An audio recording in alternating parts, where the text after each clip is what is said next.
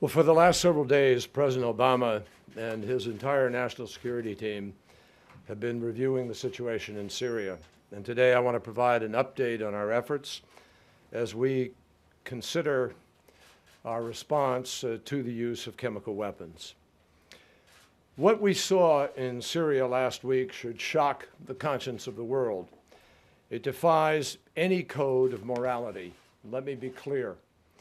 The indiscriminate slaughter of civilians, the killing of women and children and innocent bystanders by chemical weapons is a moral obscenity. By any standard, it is inexcusable, and despite the excuses and equivocations that some have manufactured, it is undeniable. The meaning of this attack goes beyond the conflict in Syria itself.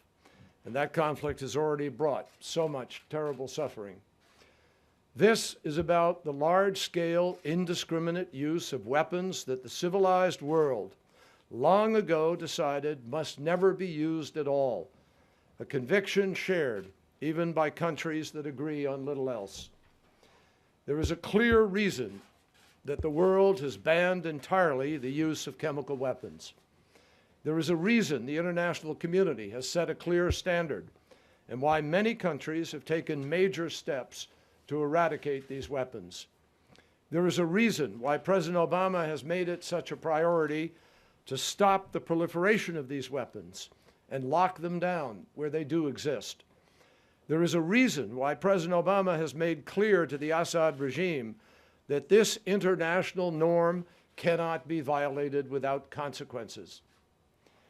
And there is a reason why, no matter what you believe about Syria, all peoples and all nations who believe in the cause of our common humanity must stand up to assure that there is accountability for the use of chemical weapons so that it never happens again.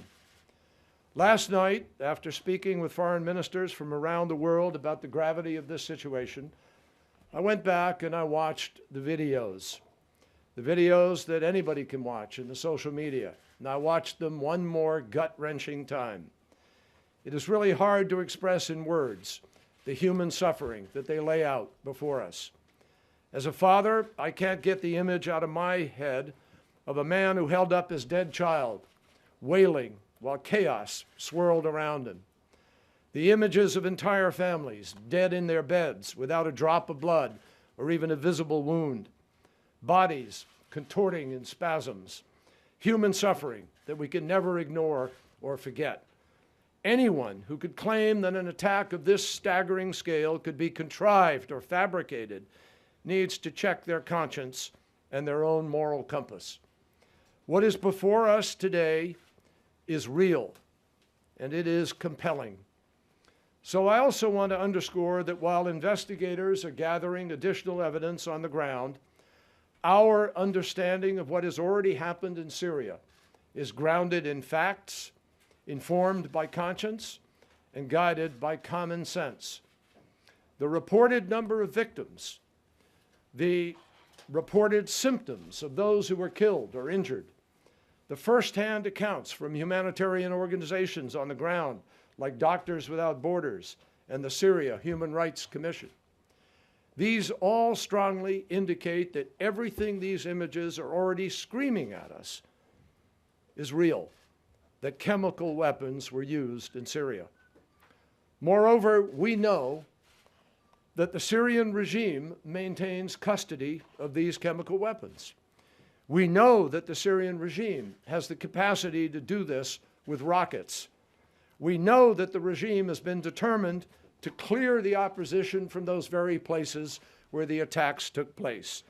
And with our own eyes, we have all of us become witnesses. We have additional information about this attack, and that information is being compiled and reviewed together with our partners, and we will provide that information in the days ahead. Our sense of basic humanity is offended not only by this cowardly crime, but also by the cynical attempt to cover it up. At every turn, the Syrian regime has failed to cooperate with the UN investigation, using it only to stall and to stymie the important effort to bring to light what happened in Damascus in the dead of night. And as Ban Ki-moon said last week, the UN investigation will not determine who used these chemical weapons, only whether such weapons were used, a judgment that is already clear to the world. I spoke on Thursday with Syrian Foreign Minister Muallim, and I made it very clear to him that if the regime, as he argued, had nothing to hide, then their response should be immediate transparency, immediate access, not shelling. Their response needed to be unrestricted and immediate access. Failure to permit that, I told him, would tell its own story. Instead, for 5 days, the Syrian regime refused to allow the UN investigators access to the site of the attack that would allegedly exonerate them.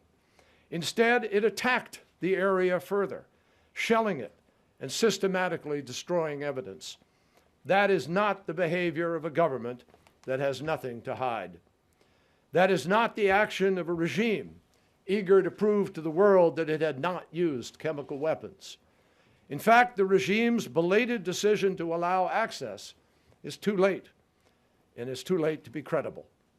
Today's reports of an attack on the UN investigators, together with the continued shelling of these very neighborhoods, only further weakens the regime's credibility.